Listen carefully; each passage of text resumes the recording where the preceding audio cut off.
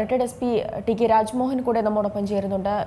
Sir നമസ്കാരം. ഈ കഴിഞ്ഞ ദിവസം ഉണ്ടായ ഈ ദില്ലി സ്ഫോടനം എന്ന് പറയുന്നത് വളരെ ഞെട്ടലോടെയാണ് നമ്മളൊക്കെയും കേട്ടിട്ടുള്ളത്. മരണസംഖ്യ ഉയരുന്ന ഒരു സാഹചര്യമൊക്കെയാണുള്ളത്. ഈ ഒരു പശ്ചാത്തലത്തിലാണ് ഇപ്പോൾ കേരളത്തിലടക്കം ഈ സുരക്ഷ ശക്തമാക്കിയിട്ടുള്ളത്. എങ്ങനെയൊക്കെ ആയിരിക്കാം ഈ ഒരു സുരക്ഷാ ക്രമീകരണങ്ങൾ പോലീസിന്റെ ഭാഗത്തുനിന്നും ഒരുക്കാൻ പോകുന്നത്?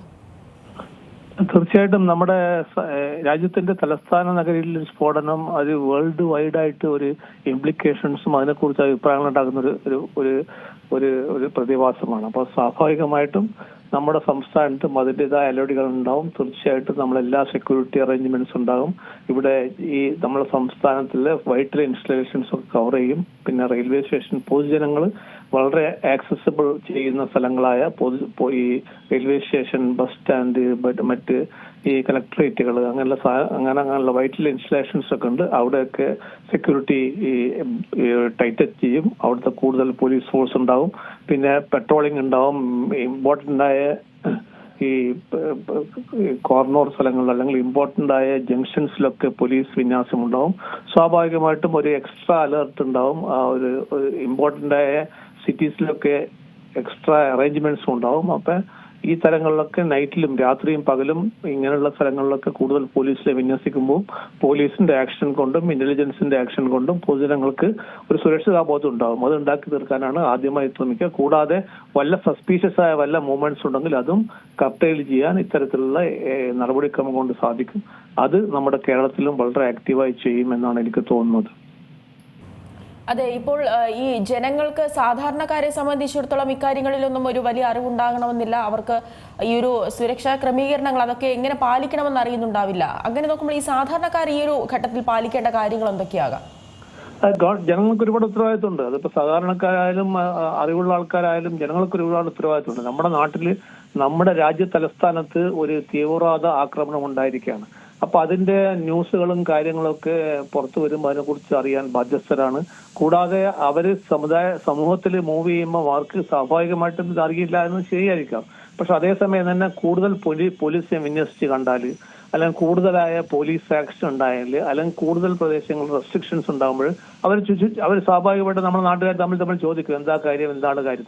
അപ്പൊ ഇങ്ങനെയുള്ള കാര്യങ്ങൾ അറിഞ്ഞിട്ട് അവരും കൂടി സഹകരിക്കുക. പോലീസിനോടും ലോ എൻഫോഴ്സ്മെന്റ് ഏജൻസിയോടും പൂർണ്ണമായി സഹകരിച്ച് മുന്നോട്ട് പോകണം. അപ്പോൾ അവർക്ക് ചെറിയ ബുദ്ധിമുട്ടുകൾ ഉണ്ടാവും. അതൊക്കെ സഹിക്കാൻ തയ്യാറാവണം. ക്യൂ ഫോർമേഷൻ ഉണ്ടാവും. അല്ലെങ്കിൽ ചില ഏരിയയിൽ റെസ്ട്രിക്റ്റഡ് ഏരിയയിൽ പോകാൻ പറ്റില്ല. അല്ലെങ്കിൽ കളക്ടറേറ്റിൽ പഴയമാതിരി എൻട്രൻസ് ഉണ്ടാവില്ല. അല്ലെങ്കിൽ ഈ റെയിൽവേ സ്റ്റേഷനിൽ എല്ലാവർക്കും പ്ലാറ്റ്ഫോമിൽ പോകാൻ പറ്റില്ല. അപ്പൊ ഇങ്ങനെയുള്ള കാര്യങ്ങളിൽ ചില റെസ്ട്രിക്ഷൻസ് ഉണ്ടാവും. ആ റെസ്ട്രിക്ഷൻസ് അതാത് സ്ഥലങ്ങളിലെ പോലീസ് സംവിധാനം അവരെ ഡയറക്റ്റ് ചെയ്യുന്നതായിരിക്കും. അതനുസരിച്ചുകൊണ്ട് തൽക്കാലം അവർ സഹകരിക്കാൻ തയ്യാറാവണം. അതാണ് ഒരു സാധാരണക്കാരന്റെ കയ്യിൽ നിന്ന് വേണ്ടത് എന്നാണ് എനിക്ക് പറയാനുള്ളത്. ഈ ഏതൊക്കെ സംവിധാനങ്ങൾ ഉപയോഗിച്ചുകൊണ്ടായിരിക്കാം പോലീസ് ഇപ്പോൾ ഈ സുരക്ഷ വർദ്ധിപ്പിച്ചിട്ടുണ്ടാവുന്നത്? അത് ഈ സാധാരണ ഈ പെട്രോളിംഗ് ഉണ്ടാവും. കൂടാതെ ഇന്റലിജൻസ് സംവിധാനങ്ങളോട് ബീഫപ്പ് ചെയ്യും.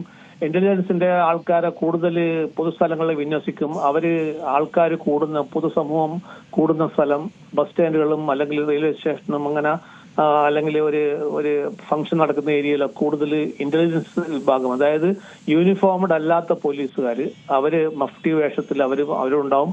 കൂടാതെ കൂടുതൽ ആർമഡ് റിസർവ് പോലീസിനൊക്കെ ചില പോയിന്റ്സിലൊക്കെ ചില ഇമ്പോർട്ടന്റ് പോയിന്റ്സിലൊക്കെ വിന്യസിക്കും. പിന്നെ കൂടാതെ ലോക്കൽ പോലീസ് എക്സ്ട്രാ പെട്രോളിംഗ് ഒക്കെ ഏർപ്പാട് ചെയ്യും. അങ്ങനെയൊക്കെ വന്ന ഒരു സിറ്റുവേഷൻ ഉണ്ടെങ്കിൽ അതിനെ കൺട്രോൾ ചെയ്യാൻ വേണ്ടി ഇങ്ങനെ എക്സ്ട്രാ ആക്ഷൻ എടുക്കും.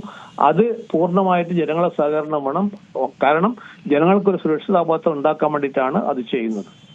അതായത് ഇപ്പോൾ നിലവിൽ ഒരു 2-3 ദിവസത്തേക്കാണ് ഈ പരിശോധനകളൊക്കെ കർശനമാക്കിയിട്ടുള്ളത്. അങ്ങനെ മതിയോ? ഈ വരും ദിവസങ്ങളിൽ കൂടെ ഒരു കർശനമായ പരിശോധനയുടെ സാഹചര്യങ്ങളൊക്കെ ഉണ്ടാകില്ലേ? ഈ ഒരു 3 ദിവസത്തെ പരിശോധന കൊണ്ട് മാത്രം ഈ വിഷയങ്ങളൊക്കെ ഒതുങ്ങുന്നതാണോ? ഇല്ല, അത് ഡിപ്പെൻഡ്സ് ഓൺ സിറ്റുവേഷൻ. ഇപ്പൊ ചില സമയം ഇപ്പോൾ ഈ 2-3 ദിവസങ്ങൾക്കുള്ളിൽ തന്നെ ഈ സബ്സിഡൈസ് ചെയ്യും. അതായത് ഇങ്ങനെയുള്ള ഈ ആന്റി നാഷണൽ ആന്റി സോഷ്യൽ ആൾക്കാരൊക്കെ ചില സമയം ഈ വർദ്ധിച്ച പോലീസ് വിന്യാസത്തിനോട് പേടിച്ചിട്ട് അവരൊക്കെ പതുക്കെ മാളത്തിൽ ഒളിക്കും. അപ്പോഴും കുറച്ച് റിലാക്സ് ചെയ്യും. അപ്പം കുറച്ച് ഡൈല്യൂട്ട് ചെയ്യാൻ പറ്റും. അത് സിറ്റുവേഷൻ അനുസരിച്ചാണ് സാധാരണ ചെയ്യുക. അപ്പൊ എല്ലാ സമയങ്ങളിലും പോലീസ് ഇങ്ങനെ സെക്യൂരിറ്റി ബീഫപ്പ് ചെയ്യുമ്പോൾ അതിന് സിറ്റുവേഷൻ അനുസരിച്ച് അത് കുറച്ച് ഡയല്യൂട്ട് ചെയ്ത് മുന്നോട്ട് സാധാരണഗതിയിലേക്കാവും. അപ്പൊ അത് സ്വാഭാവികമായിട്ടുള്ള ഒരു സംഭവമാണ്.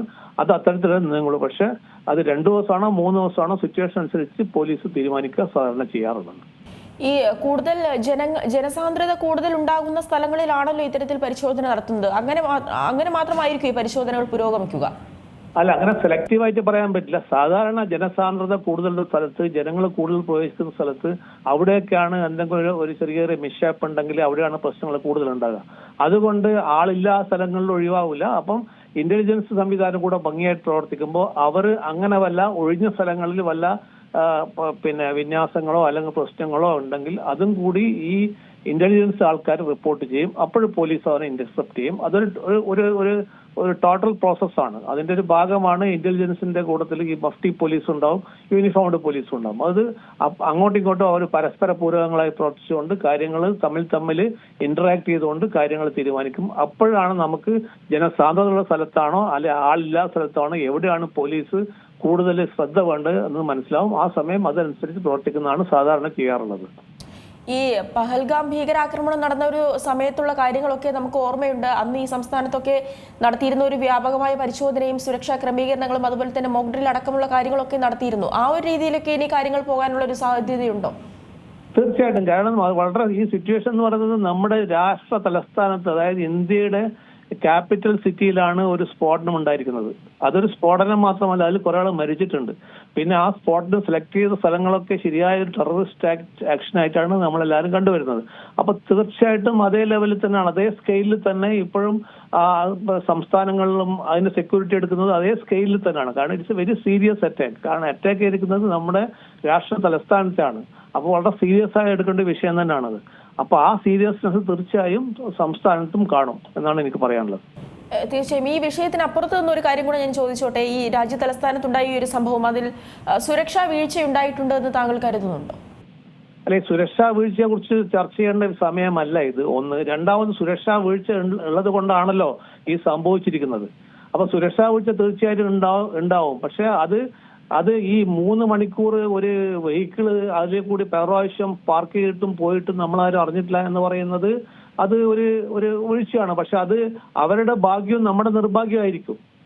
ഈ ആരാണോ ഈ സ്ഫോടനത്തിന് വന്നത് അവരെ ഭാഗ്യവും ഈ ഇന്റലിജൻസ് ആയ വിഭാഗം വർക്ക് ചെയ്യുന്ന അല്ലെങ്കിൽ സെക്യൂരിറ്റി പോലീസ് ഉദ്യോഗസ്ഥന്മാർ ആ ഭാഗത്തൊക്കെ ഉണ്ട്, സാധാരണ ഉള്ളതാണ്. അപ്പൊ അവരെ ശ്രദ്ധയിൽപ്പെട്ടിട്ടില്ല. അല്ലെങ്കിൽ കൺട്രോൾ റൂമിലെ ആ സാധനം നമ്മുടെ CCTV നമ്മുടെ കൺട്രോൾ റൂമിലെ ആൾക്കാരുടെ പതിഞ്ഞിട്ടുണ്ടാവില്ല. കാരണം ഡൽഹിയിലൊക്കെ എല്ലാം കവർ ചെയ്യുന്ന കൺട്രോൾ റൂംസ് ഒരുപാട് ഫംഗ്ഷൻ ചെയ്യുന്ന സ്ഥലമാണ്.